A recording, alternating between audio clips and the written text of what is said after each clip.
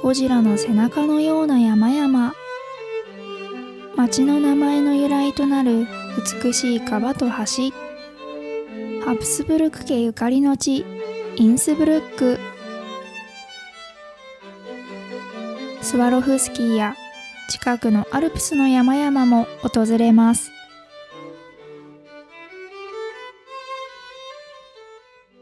ハロー皆さん、今日はオーストリアのインスブルクに来ました。インスブルクへようこそ。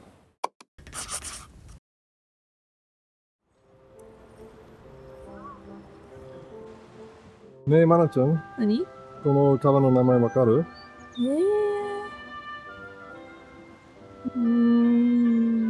見たことある川だよ。わかった。イン川。そうだよ。マジ？もうすでにパソで見たけど、今回はもうちょっと大きいかな。南ドイツのパサオの動画では、7月のまだ濁った色のイン川が登場しましたが、この時はもう10月。アルプスの山の雪解けも終わり、冬を迎えようとしています。もうね、色が綺麗だね。水色っぽいよね。緑っぽい。なんか面白いよ。ね、綺麗だね。最近は天気が良かったからか、濁った色になってない。そうだと思う。冬になり始めてるからかな。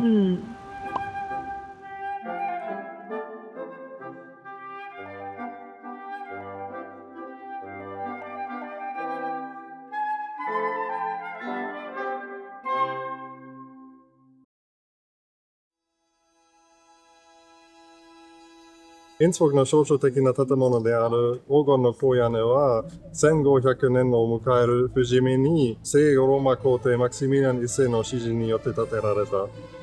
黄金の高屋根の下には踊っている人々のリリーフがあって、その後ろには秘密のコードが書かれたバナが描かれている。そのコードの意味はずっとわからないままだったんだけど、500年以上経った2020年にようやくそのコードの意味に対して納得できる解釈が見つけられた。異端とみなされるような解釈や使用を厳しく取り締まっていた時代、教会は聖書の内容を正しく解釈する権限が自分たちにあると考えていました。そのため、異端として迫害されるリスクを恐れ、レリーフ裏の文字は暗号化して刻まれることとなったのです。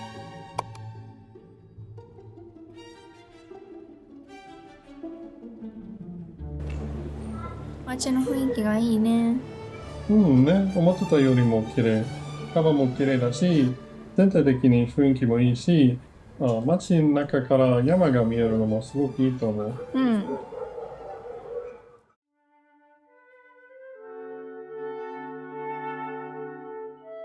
スペイン継承戦争。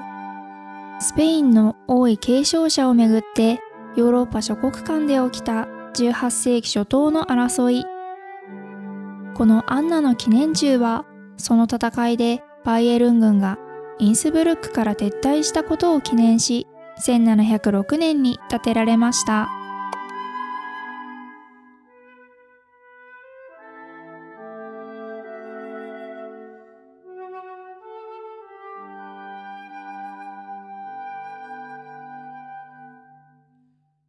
マリア・テレージアの通りには、柱の他にも2つの側面を持つ凱旋門があります。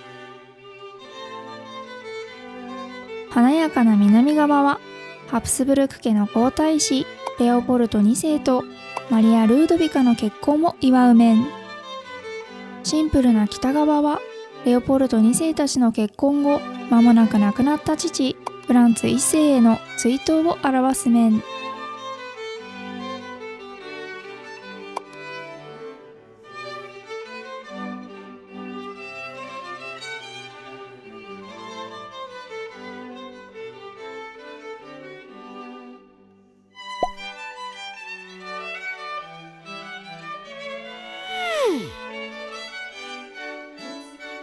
なんかやってるね。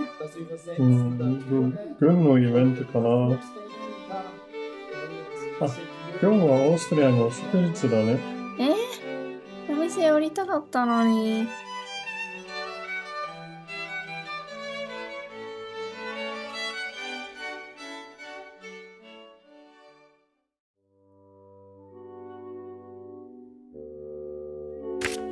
オーフブルク宮殿横にある宮廷教会、神聖ローマ皇帝マキシミリアン一世のセノタフがあることで有名です。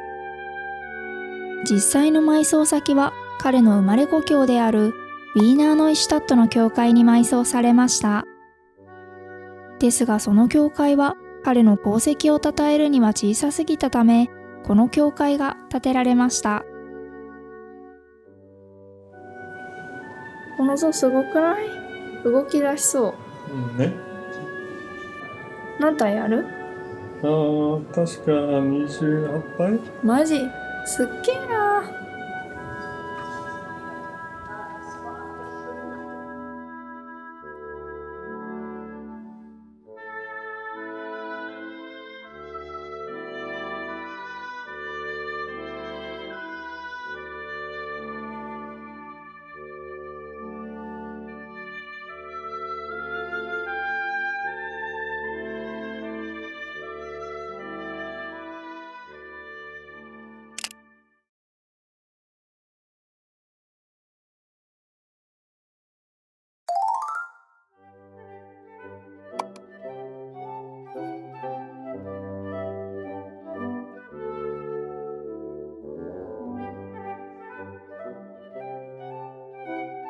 ランチはケーゼシュペツレとティローレやグロステルにしました。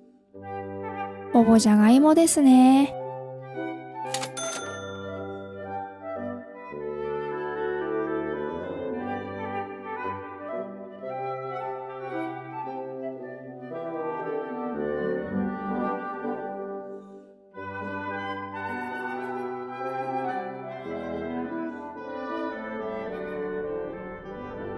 町の中心からケーブルカーで山の頂上へ向かいます。あそこか。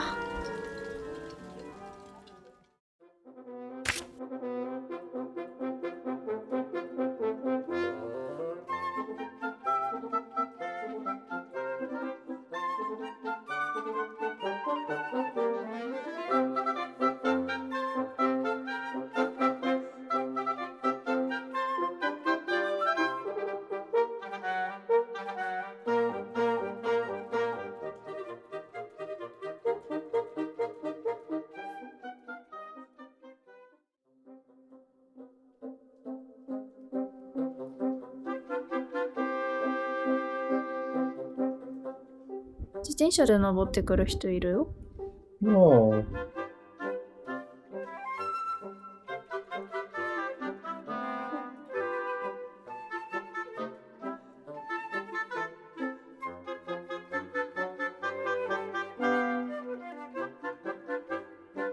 これはマナにも無理だね。手が見えるのも。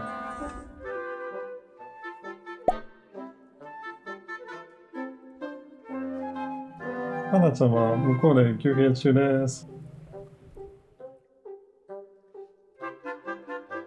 標高2350メートルのゼーグルーベンシュピッツェ。展望台のある1905メートルの地点からは、さらにケーブルカーを使ってハーフェレカーの2250メートル地点まで行くことが可能です。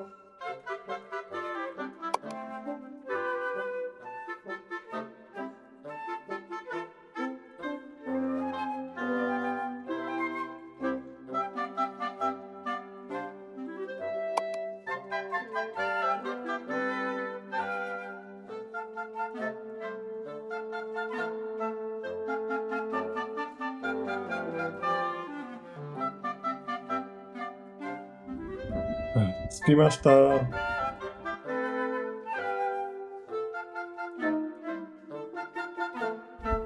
こまで来ると山の裏も見えるね。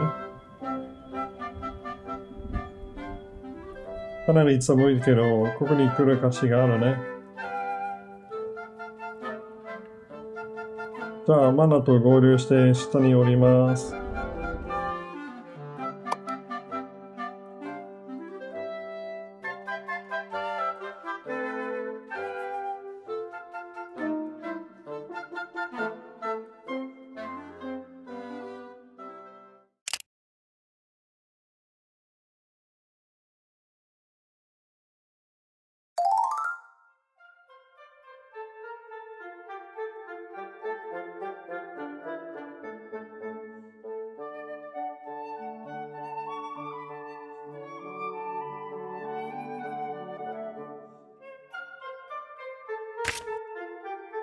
オーストリア初のクリスタルブランドスワロフスキー。アイコニックな白鳥のロゴで知られるこのブランドは1895年にダニエル・スワロフスキーによって創業されました。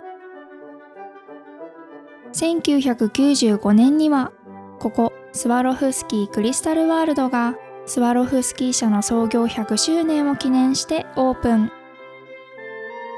この展示にはエルトン・ジョン、レディー・ガガ、ディタ・フォンティースが実際に着用した衣装が並ぶほか、スワロフスキーが関わってきた世界的なイベントの輝かしい歴史もたどることができます。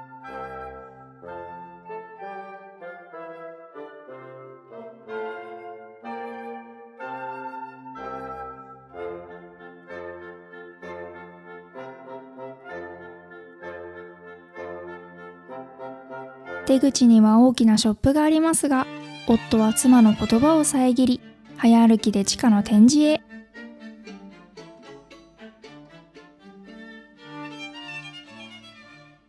建物自体はそこまで大きいわけではないんですが、どこもキラキラで女心をくすぐられる空間です。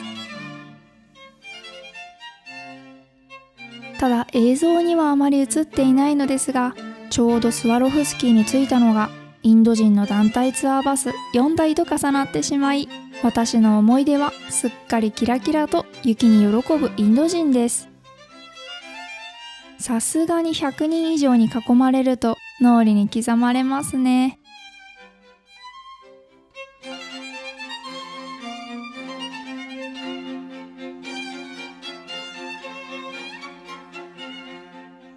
美しい自然と物で心を満たし、夜ご飯の前にホテルへ戻ります。今回の部屋はこちらです。清潔で最高。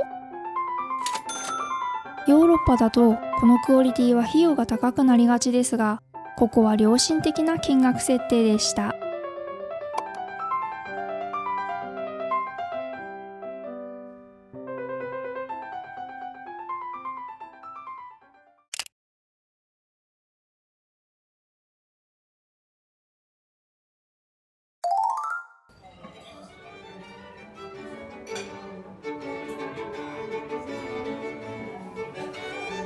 プロースト。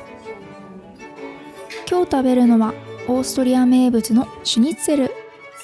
オーストリアのシュニッツェルはいつもドイツのものより大きい気がするので、2人で一皿にしました。カイザーシマーンが本日のデザート。リンゴのムースと一緒に食べます。これもオーストリアといえばの食べ物ですね。いただきます。美味しそうだけど量が多い。ほんとバラバラにしたパンケーキって感じですよね。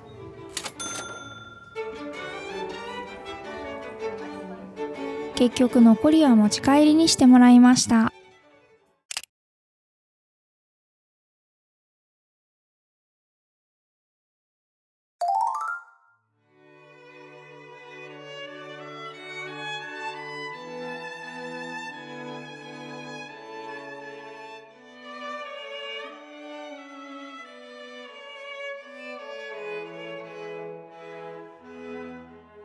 一夜明け、イタリアとの国境近くで新鮮な山の空気を吸いながら小休憩。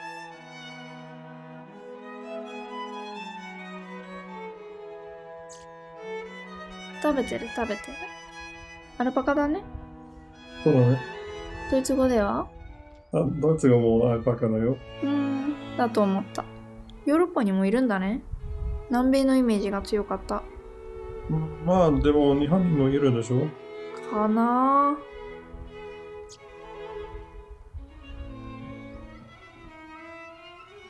見てる。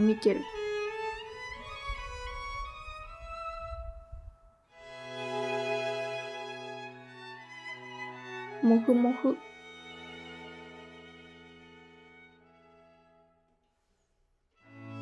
この後は約4時間車を走らせ、イタリア・ベネツィアへ向かいます。その後はイタリアを中心に複数の都市と国を訪れるので、ぜひお見逃しなく。次回はこの国境からのドライブと旅程の紹介からスタートします。